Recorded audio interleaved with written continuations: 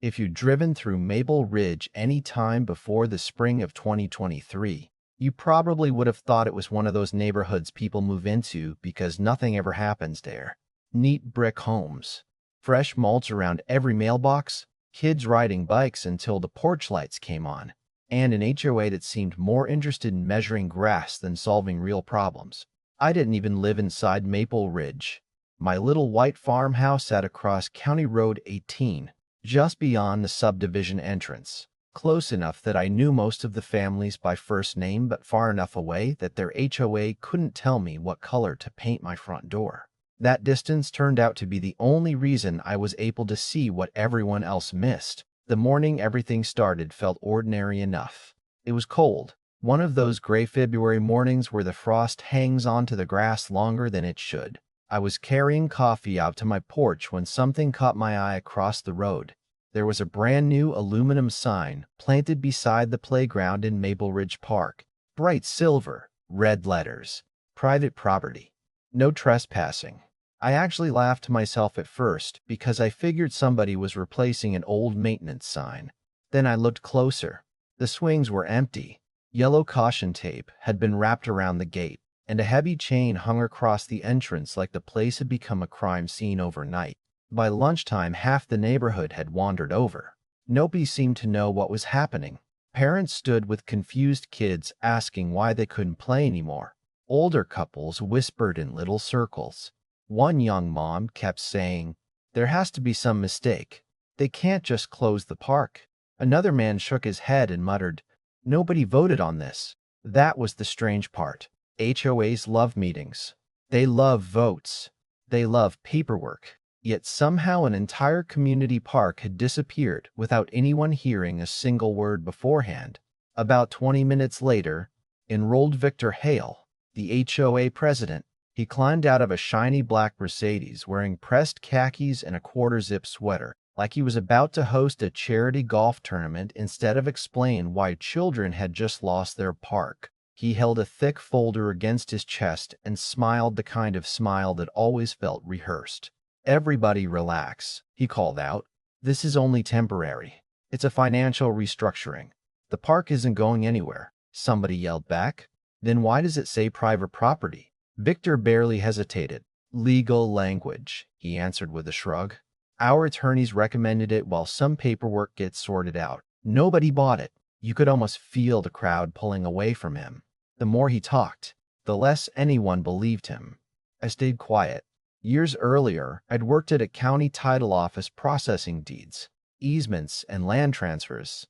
I wasn't a lawyer, but I'd spent enough time buried in property records to know when someone was choosing words carefully because the truth sounded worse.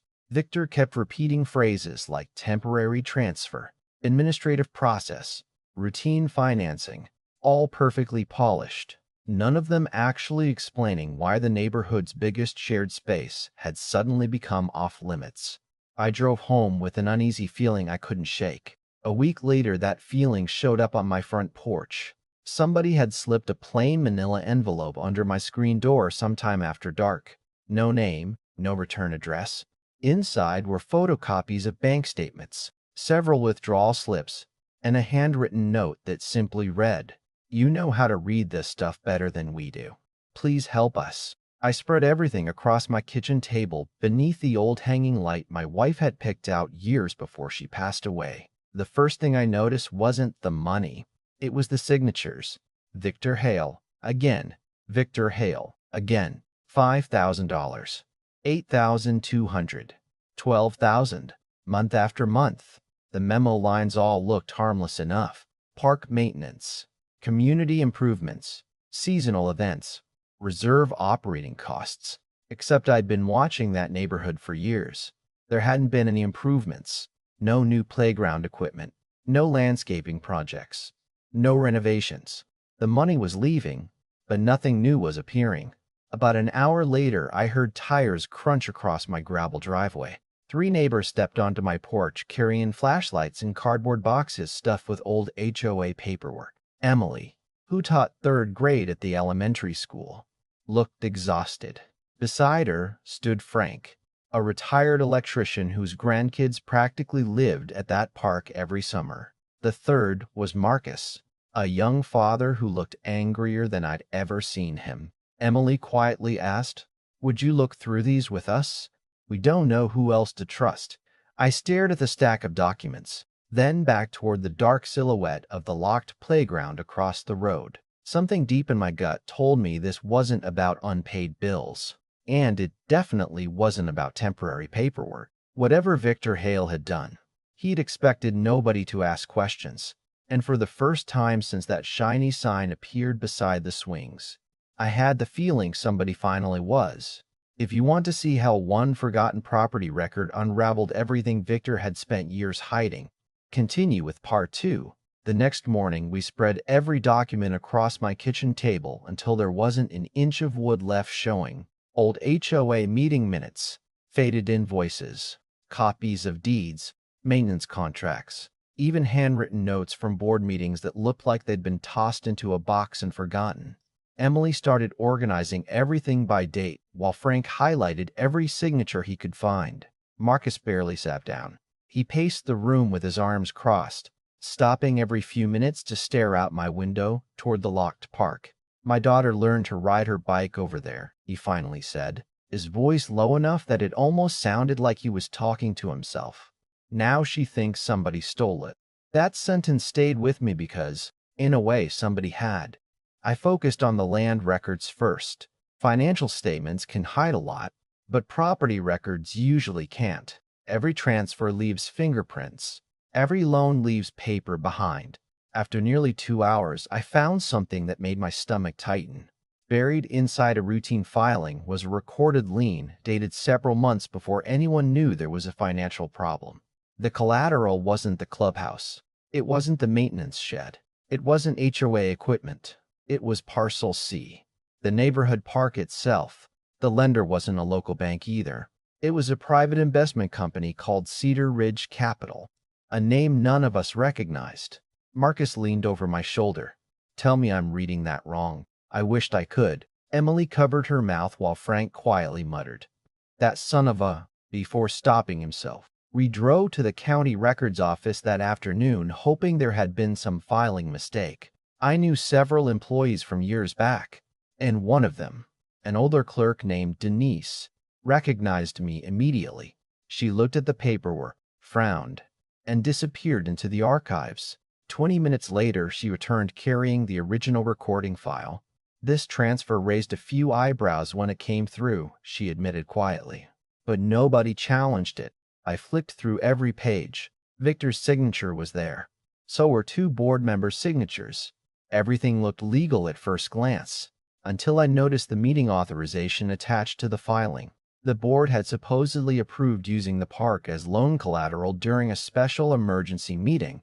Emily immediately searched through the HOA minutes we'd brought with us. There was no emergency meeting, no notice, no resident vote, nothing. Someone had either fabricated the approval or quietly pushed it through without telling the people who actually own the community. As we walked back outside, Marcus kicked a trash can so hard it rattled across the sidewalk. "He mortgaged our park," he snapped. "He gambled with something that wasn't even his." Those words became the center of everything that followed. Over the next several days, more neighbors started showing up at my farmhouse. Every evening, my dining room looked less like a home and more like a detective's office. Coffee cups, legal pads, laptops, stacks of copied records. People I'd barely spoken to before suddenly trusted each other because they all realized they'd been lied to by the same man. Then another surprise landed in our laps. A former maintenance supervisor called Emily and asked if he could meet somewhere private. He refused to talk over the phone. We met at a little diner about 20 minutes outside town. He slid a worn envelope across the table before even ordering lunch. "I kept copies," he whispered. Inside were reimbursement requests, casino reward statements, and hotel receipts from a riverfront casino nearly 3 hours away. The dates lined up almost perfectly with the mysterious withdrawals from the HOA accounts. One receipt showed a cash advance larger than what the landscaping company had been paid that entire month. Frank slowly leaned back in the booth. You've got to be kidding me. The former employee looked exhausted. Victor always said he was meeting investors, but everybody in the office knew he disappeared for weekends at a time. Nobody wanted to say anything because he controlled every contract. Driving home that afternoon, nobody spoke for almost 30 minutes. The silence felt heavier than any conversation we could have had. Finally, Emily looked at me and asked, "If we prove all of this, can we actually get the park back?" I answered honestly, "Maybe, but exposing the truth and winning are two different things." She nodded. "Then we expose it anyway." That decision changed everything. Instead of arguing at HOA meetings that Victor could manipulate, we built a timeline. Every withdrawal, every missing dollar, every deed filing, every signature, every receipt. We wanted facts that couldn't be shouted down. When Victor finally scheduled a so-called community update, nearly every chair inside the clubhouse was filled before he arrived. I had no intention of speaking, but Marcus did. The moment Victor started talking about temporary financial adjustments, Marcus stood up holding copies of the lien paperwork. "Then explain this." The room went silent. Victor glanced down for barely a second before forcing another smile. "Confidential legal documents can be misleading without context." Marcus didn't sit. "Is that your signature?" Victor hesitated. "Yes." Emily stood next. "Did homeowners ever vote to use the park as collateral?" Victor adjusted his sleeves. "Certain emergency powers exist under the governing documents." Frank laughed loud enough for everyone to hear. "Funny, because we read those documents 3 times this week." Murmurs spread across the room. More people stood up. Questions came from every direction. Victor tried answering one at a time, but the story kept changing. First, the loan protected the neighborhood. Then it was temporary financing. Then, outside consultants had recommended it. Finally, someone near the back yelled, "Did you lose our money at a casino?" The room froze. Victor's face changed for the first time all evening. The confidence disappeared just long enough for everyone to notice. He slammed both hands on the podium. "This meeting is over." Nobody moved. Instead, phones came out. People started recording. Victor gathered his papers so quickly several slid onto the floor. He didn't even stop to pick them up before walking out a side door. Watching him leave, I realized something important. For months, he'd controlled the story because he controlled the information. The moment ordinary people started comparing notes, his version of reality collapsed faster than he ever imagined. But none of us knew the biggest fight was still ahead, because exposing the fraud was one thing. Actually taking back the neighborhood's park from a private lender would require a battle that was about to draw lawyers, reporters, county officials, and cameras straight into the middle of Maple Ridge. If you're ready for the final chapter in the courtroom showdown that nobody in town will ever forget, continue with Part 3. By the time April arrived, Maple Ridge wasn't just another quiet subdivision tucked away behind rows of maple trees anymore. It had become the kind of place strangers slowed down to look at as they drove past. News vans lined County Road 18 almost every morning. Reporters stood outside the chained entrance to the park delivering updates, while cameras zoomed in on the bright aluminum sign that had started everything. Looking back now, I still find it strange how quickly an ordinary neighborhood can become the center of attention. Just a few weeks earlier, the biggest argument people had was whether somebody's fence was 6 inches too tall. Now everyone was talking about forged approvals, hidden loans, and whether an HOA president had secretly gambled away property that never belonged to him in the first place. Once our attorney filed for an emergency injunction, the atmosphere changed almost overnight. Victor could no longer dismiss worried homeowners with polished speeches or carefully rehearsed explanations. Every document we had collected was now part of an official legal record. Every receipt, every withdrawal, every signature, every missing meeting notice suddenly mattered. Cedar Ridge Capital hired attorneys of their own, insisting they had accepted the property in good faith and had no knowledge of any internal misconduct. In a way, I almost believed them. They were looking at paperwork that appeared legitimate. On paper, everything seemed perfectly organized. But paper has a funny way of hiding the truth when the wrong people are writing it. The county planning department soon produced the original subdivision files, some of which hadn't been opened in decades. Thick binders covered with dust were carried into a conference room where attorneys from both sides sat quietly flipping through page after page. Buried inside those records was the original dedication plat, signed long before Victor had ever moved into Maple Ridge. It clearly identified the neighborhood park as permanent community recreational land. That single designation changed everything.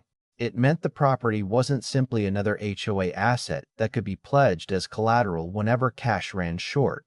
It had been dedicated to the homeowners collectively, protected under local land use regulations, and any attempt to transfer or encumber it required approvals that had never taken place. I remember our attorney smiling for the first time since this whole nightmare had started. He gently tapped the page with his finger and whispered, "This is what we've been looking for." A week later, we organized a press conference outside the locked gate. Nobody hired a public relations firm.